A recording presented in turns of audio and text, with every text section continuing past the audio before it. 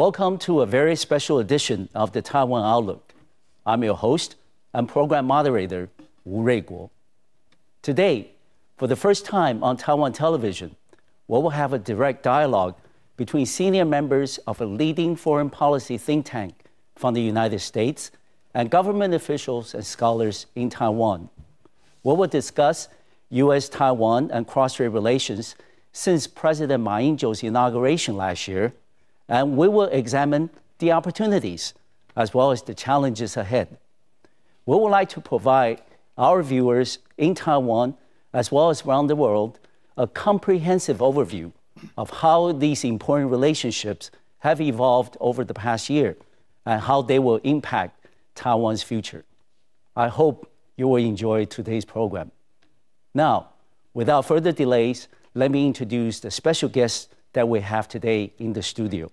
First, from the United States, the Honorable Winston Lord, former U.S. Ambassador to China and Chairman Emeritus of International Rescue Committee.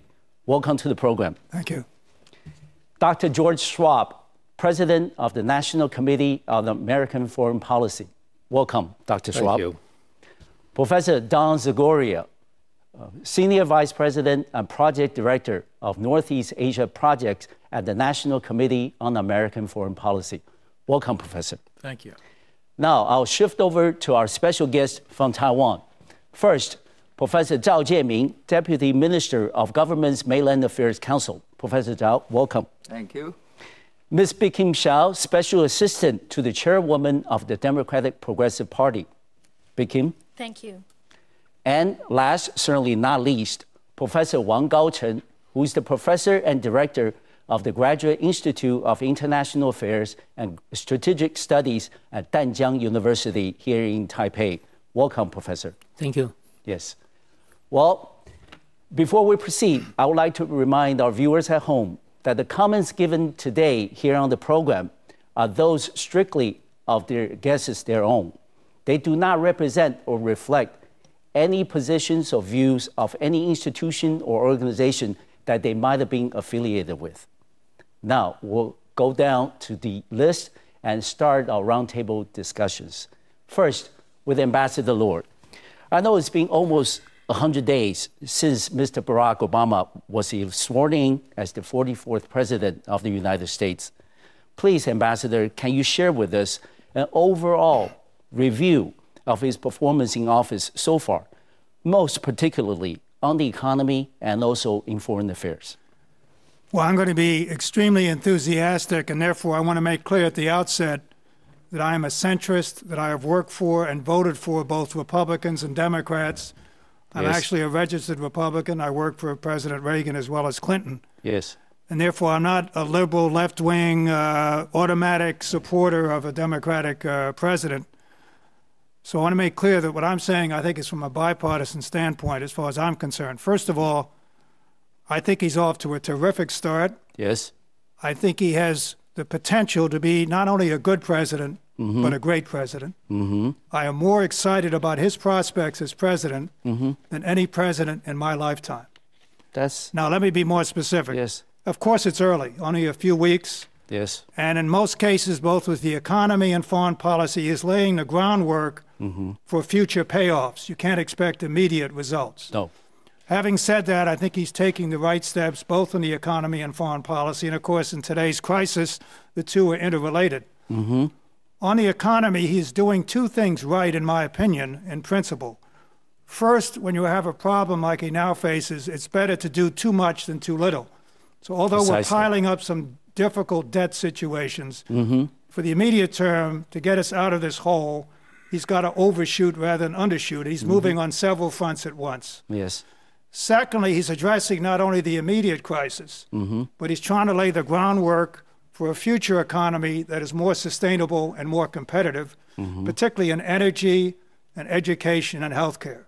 So the economy's off to a good start. More particularly, and that of course relates to foreign policy, we've seen several steps already. First, by sending Secretary Clinton to Asia on the first trip, first time in history this has happened by a Secretary of State, he has underlined that Asia is a crucial region for U.S. interests. Secondly, his own trip symbolized some of his major initiatives already, many of which will take time.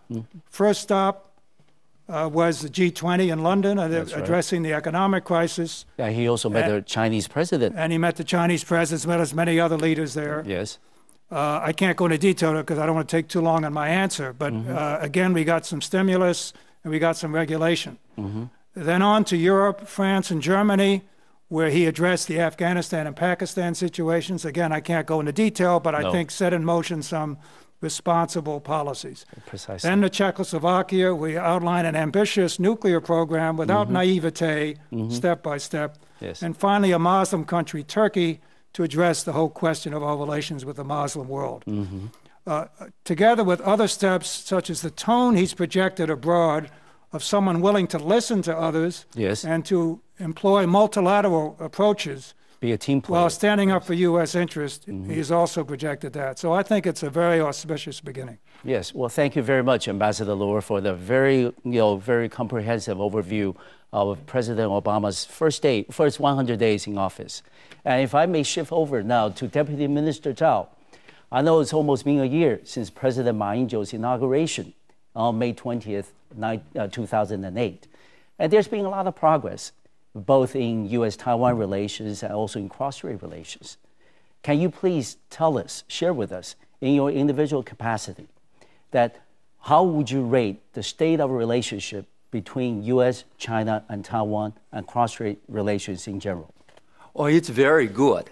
Between President Ma's inauguration, we all understand that tensions were very high, not only between Taiwan and China, but also between Taiwan and the United States. Yes. Now we have been able, in such a short period of time, to bring stability and peace back to this region. No one needs to worry about us any longer. We have also resumed negotiations between the two sides, and for the first time, 6 agreements were signed last year. Yes. We have been able to allow our own people to travel to China, which is a huge number. Last year, it was close to 5 million. Yes. To be exact, 4.7 million passenger trips were made by the Taiwanese people to China. We have been able to make their travel to China direct. We have also make our shipping surface to mainland China direct, which is also a tremendous of making 3 links a reality now. Yes, last year we exported about 100 billion US dollars worth of goods to China. Those goods do not have to detour through Hong Kong any longer. No. This year, we plan to talk to mainland China on a variety of issues, including a financial cooperation agreement, is possible. Also, joint efforts to combat crime. And also, we are thinking about bringing Chinese investment into Taiwan also to help with our construction. We are also thinking and hopeful that maybe sometime in the future, before end of the year, an economic cooperation framework agreement can be inked between the two sides. Yes. So basically, I think the cross-strait relations are right now, I think, in good position, in good track, and I think this is unprecedentedly good. As for Taiwan-US relations, we have been able to bring trust back. I think all those responses coming from our American friends, official and otherwise, are very positive to what we have been doing dialogue with mainland China and so on. Okay. So I think I'm happy with where we stand regarding our relations with China and the United States. Okay. For the remainder of this program, Ms. Hsiao, I know you being a long-term observer of American politics. Would you care to characterize for us what is your assessment of U.S.-Taiwan relations and cross-strait relations since President Ma Ying-jeou's inauguration last year? I think the U.S. administrations, whether they've been Republican or Democrat, have been rather consistent in terms of the strategic goals in the Taiwan Strait, and that is to maintain peace and to ensure that any differences are resolved peacefully. The U.S. government has been clear that they welcome trends of reconciliation across the Strait, the easing of tensions. Yes. And but at the same time, there are also certain concerns about longer-term defense, the longer-term issues related to the defense of Taiwan, whether or not this current trend of cross-strait reconciliation would have such longer-term impact. However, I think given U.S. Other policy priorities around the world and tensions in other parts of the world, priorities are certainly laid over there, and the shorter-term reconciliation or the direction of easing of tensions is welcomed in the United States. Yes. Well, Professor Zagoria, would you agree that there's been enhancement of mutual trust? Quickly. Between the United States and Taiwan. And Taiwan, absolutely. I think that in the past 8 months, we have witnessed a rather dramatic improvement in mutual trust. Ambassador Burkhart now talks about a surprise-free relationship. Exactly. We have welcomed, as has been said, the improvement in cross-strait relations. So I think we're off to a very good start. Good. Well, we've painted the overall picture of the relationship between United States, China, and Taiwan. And we're going to take a short break. We now have the general outlines. And when we come back, we're going to get into the specifics. We'll be right back.